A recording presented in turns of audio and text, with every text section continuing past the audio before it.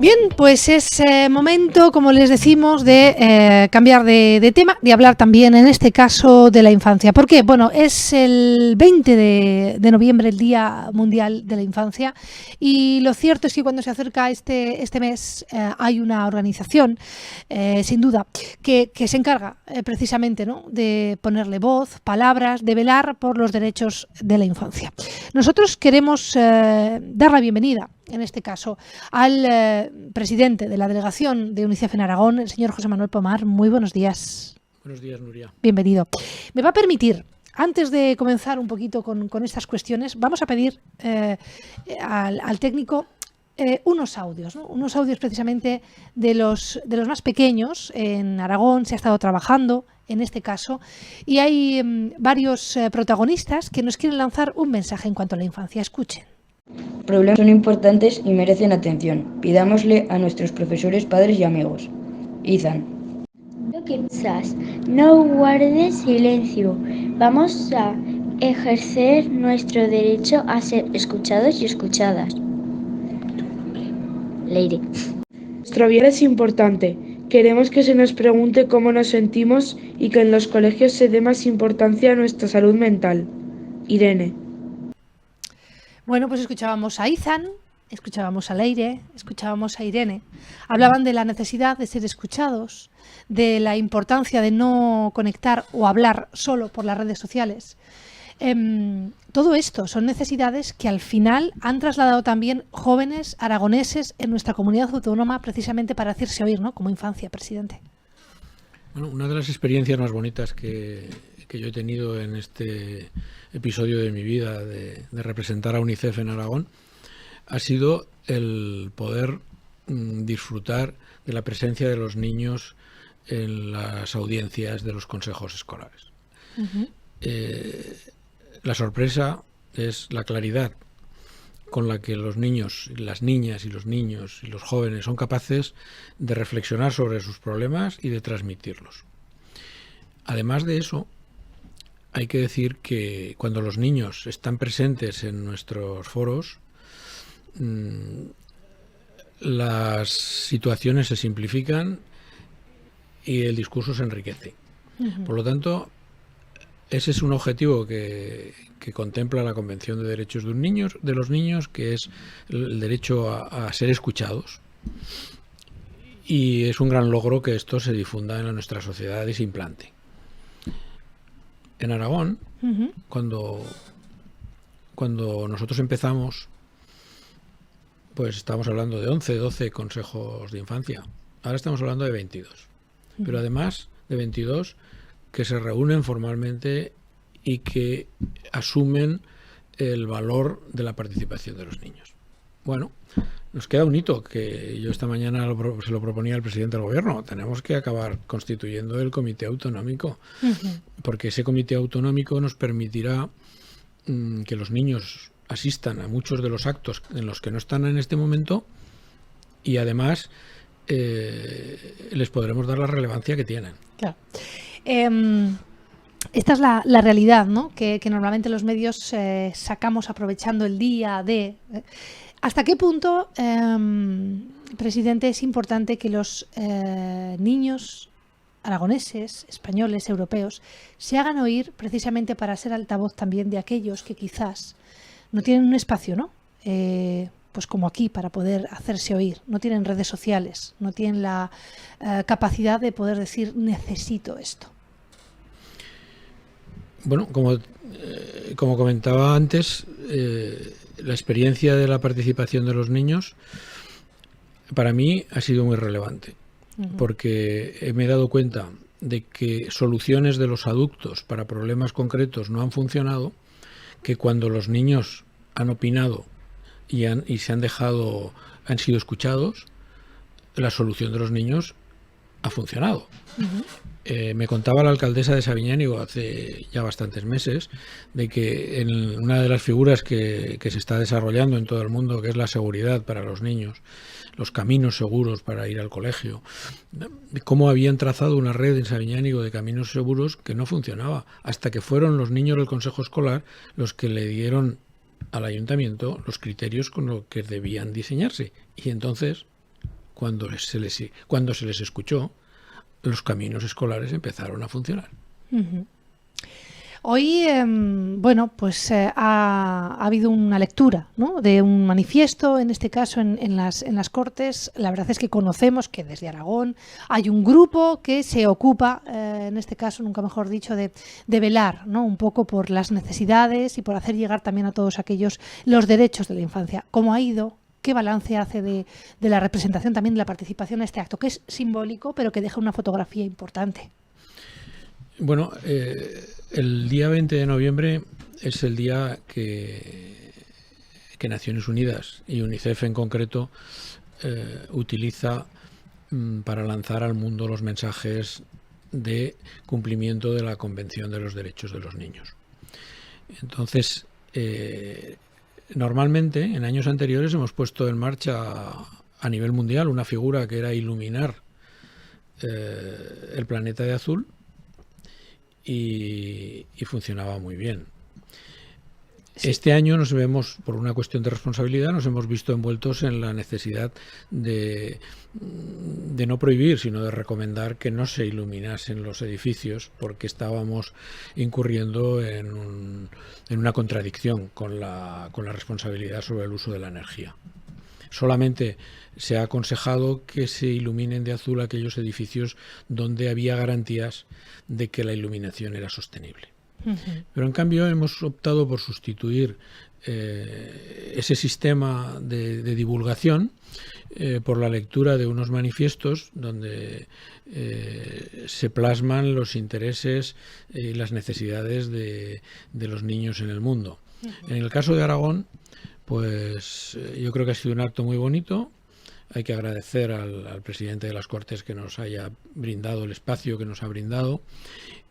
Hay que agradecer al presidente del Gobierno y a los consejeros su asistencia y apoyo. Y hemos podido trasladar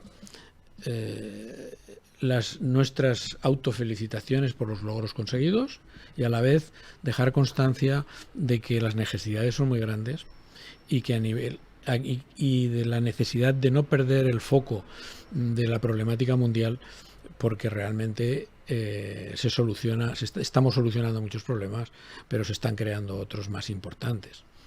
Hemos pasado el COVID, ha sido un impacto terrible. Eso ha motivado desequilibrios en los programas de vacunación. Y ahora aparece el problema de la crisis energética y de la alimentaria. En algunos países no se pueden comprar alimentos a los precios que están. Por lo tanto, estamos frente a situaciones que para la infancia son muy críticas, porque son los niños los que sufren más este tipo de problemas. Fíjese, la verdad es que hemos podido tener acceso, ¿no?, a esa lectura. Datos. 1 de cada 10 adolescentes de entre 10 a 19 años en el mundo diagnostican o son diagnosticados con un problema de salud mental. Hay más de 1.200 millones de niños y de niñas en situación de pobreza. 260 millones de niños no tienen acceso a la educación. 1/3 de los estudiantes de entre 13 y 15 años experimentan acoso escolar. 1/3. Bueno, estos son, ¿no?, los problemas que en estos momentos se plasman en este manifiesto.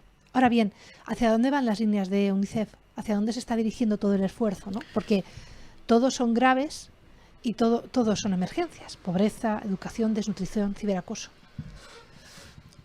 El derecho de la vida, el cual incluye los problemas sanitarios graves en la infancia y los problemas de nutrición, es uno de los lemas fundamentales y pertinaces en UNICEF. No obstante, este año se ha puesto el foco en difundir la necesidad de erradicar la intolerancia.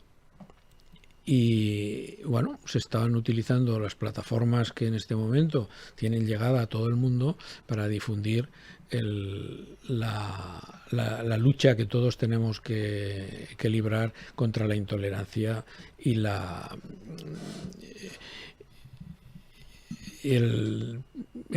no discriminación.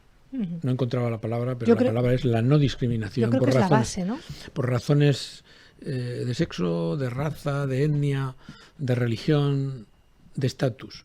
Entonces, el lema que lanza UNICEF a nivel mundial este 20N es la no discriminación, la inclusión.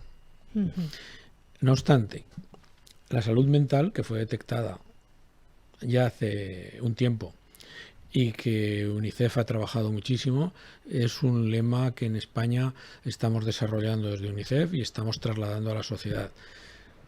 En Aragón tenemos que felicitarnos porque se ha puesto en marcha un plan de salud mental. Esta mañana hemos comentado la necesidad de dotarlo presupuestariamente para que llegue verdaderamente a la infancia, que es donde más tarde llega.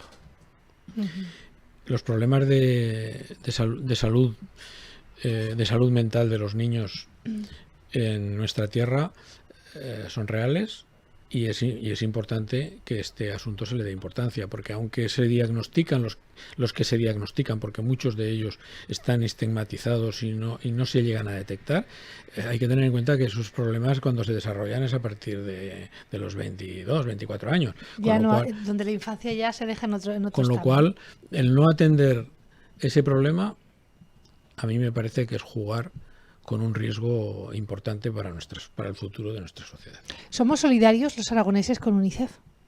Bueno, en general, las cifras que yo conozco es que España es un país solidario. Es decir, España es un país que participa en los fondos de UNICEF de forma relevante. Y en UNICEF y en Aragón no nos quedamos atrás. ¿La guerra ha cambiado algo? ¿Ha cambiado cuando me refiero a algo, me refiero a esos planes, ¿no? A esos objetivos que al final también la entidad se un poco marca para llegar a todas las partes del mundo, pero claro, de repente, ¿no? En la frontera con Ucrania, una guerra que hace 9 meses todos nos volcábamos a ella y que 9 meses después continúa. UNICEF se ha implicado en la guerra de Ucrania. Ya tenía una base de personal fijo trabajando en Ucrania del problema, cuando surgió el problema de 2014, Sí.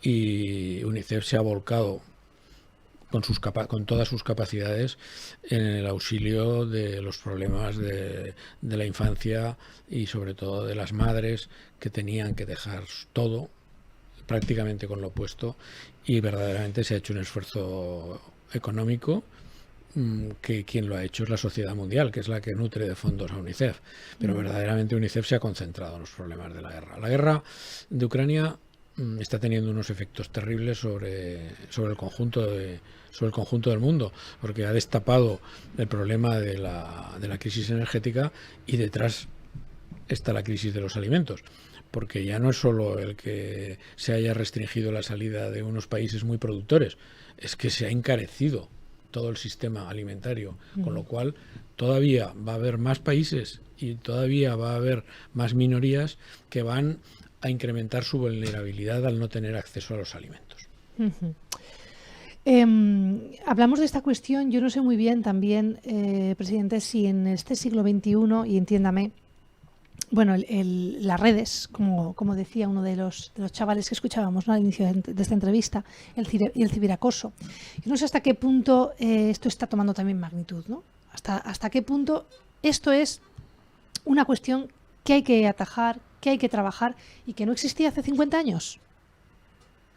Bueno, el progreso tecnológico y al final el uso de las tecnologías está provocando unos cambios en nuestra sociedad que son muy importantes. UNICEF también ha tomado conciencia de este problema y se ha elaborado un informe hace un poco más de un año sobre el impacto del uso de las tecnologías. Y se está actuando, incluso colaborando con nuestros aliados en detectar y en encontrar sistemas innovadores que permitan regular el uso de las tecnologías, que permitan aconsejar a los padres, aconsejar a los educadores de cómo se debe tutelar a los niños en el uso de estas tecnologías. Y en concreto, en el Comité de Aragón estamos trabajando desde hace unos meses para reunir el Pacto de la Infancia a primeros del año 2023, antes de que entremos en el periodo electoral, para trasladar a los diputados la relevancia y la importancia que tiene este tema. la fórmula que utilizamos para trabajar con las Cortes de Aragón es a través del Pacto de la Infancia convocar a expertos en cada uno de los temas para que ilustren a los diputados de la problemática que genera. UNICEF está trabajando muy seriamente en el tema del uso de las tecnologías. Pues simplemente, por terminar, lo voy a hacer, fíjese, presidente, hilando un poquito más fino, ¿no? Leyendo en artículos, en revistas, en blogs especializados de pedagogía, de psicología infantil, la importancia de transmitir las emociones, de escuchar a los pequeños, de, pues como adultos, ¿no? Practicar la escucha activa para conocer las necesidades. Por ejemplo, uno de los titulares, ¿no?, que leí el otro día es debemos también de saber pedir perdón y decir lo siento a los niños. ¿Qué piensa usted de esta reflexión? De activar también la escucha. Para mí lo de pedir perdón no es complicado. Es decir, yo creo que todos los humanos somos gente que tenemos nuestros días de gloria y nuestros días grises. Por lo tanto, cometemos errores, como sobre todo la gente que estamos envueltos en la toma de algunas decisiones, pues bueno, tal. Con lo cual, lo que llamamos el perfil bajo, el reconocer los errores, es una cosa que construye mucho. Por tanto, a mí no me resulta nada extraño el tener que involucrar a los niños en estos procesos. Mensaje en este día y este fin de semana, ¿no? Y durante todo este tiempo, porque al final no solo es el Día Mundial de la Infancia, es también el día, pues de pensar a lo grande, ¿no? Todos hemos sido niños, todos hemos tenido una infancia. ¿Mensaje que dejamos? Generosidad y solidaridad. Es decir, yo creo que es un momento en el que los países como el nuestro tenemos que reflexionar, poner el foco alto, mirar la problemática global y tratar de empujar de aquellas soluciones que nos van a afectar en el futuro. Pues poco más.